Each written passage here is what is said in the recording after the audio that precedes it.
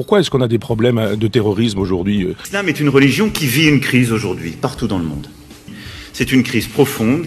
Les musulmans sont pas des imbéciles non plus. C'est-à-dire, on leur mène une guerre chez eux, en Afghanistan par exemple, ou au Mali, on leur rend la vie impossible, on s'en va les massacrer, on les tue par dizaines ou par centaines, et en même temps on voudrait que ces gens-là soient gentils, etc. Ils sont pas gentils, mais ils ont raison.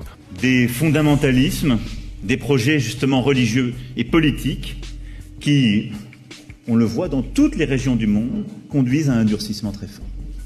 Y compris dans des pays où l'islam est la religion majoritaire. Autant je suis sur une lutte athée en disant que l'islam ne me convient pas, autant que l'islam est dangereux.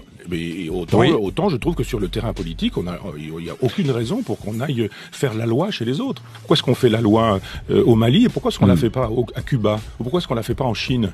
Si vraiment les droits de l'homme nous intéressent, pourquoi est-ce qu'on est spécifiquement au Mali et pas dans des endroits où les droits de l'homme sont bafoués partout? Alors, moi je trouve normal qu'au Mali, où il m'est arrivé d'aller, la politique puisse exister.